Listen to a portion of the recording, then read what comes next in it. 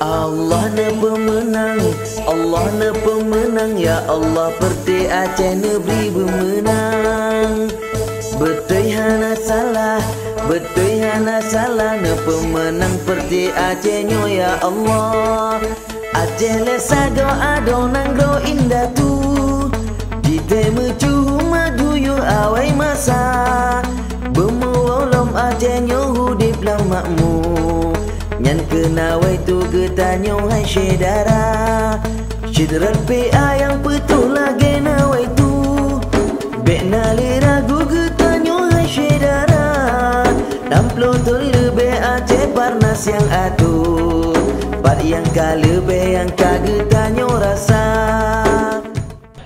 Bek anggap enteng proses politiknya, bek anggap enteng proses demokrasi 5 tahun 3-nya. Patut karena walaupun takalan tajak UTPS 417 kacok siron suara, kalau dalam bilik suara kacok balumbai 15, tapi benar tepu yang merupakan penentuan terhadap kebijakan selanjutnya di Bumuk Acehnya. Dan luntuan yaitu Ihsani, luntuan dari Perut Lintang, Edo Partai Aceh.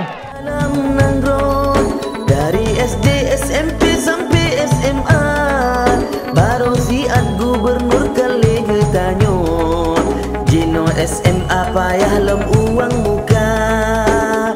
Allah na pemenang, Allah na pemenang, ya Allah perti Aceh negeri bermenang. Betul hana salah, betul hana salah, na pemenang perti Aceh nyo ya Allah.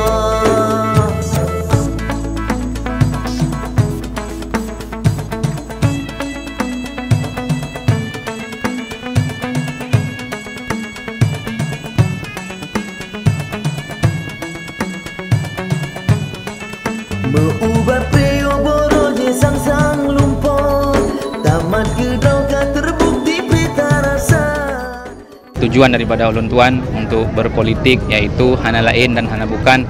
Yang pertama yaitu demi tegaknya apa yang terharapkan oleh getanyo bersama-sama di Acehnya, yaitu mudah-mudahan nanggro yang disebut dengan nanggro syariat Islam betul-betul syariat. InsyaAllah dengannya Ulun Tuan harapkan dukungan dan partisipasi masyarakat untuk sama-sama dapat rame dan dapat dukung Partai Aceh.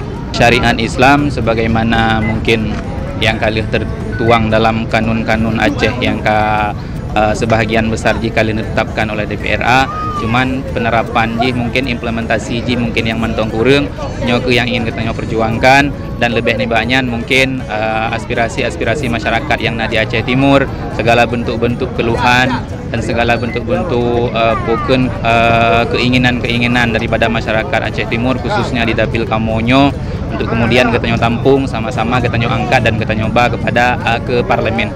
Harapan Lun kepada masyarakat mudah-mudahan ada jut pada masyarakat Aceh seluruhnya dan khususnya Aceh Timur, marilah sama-sama kita perjuangkan partai PA-nya, partai nomor 15, yaitu partainya merupakan partai dasar daripada perjuangan, dan mudah-mudahan kita masyarakat Aceh bersadar dan baik sagai-sagai tabuh daripada partai Acehnya. Assalamualaikum warahmatullahi wabarakatuh.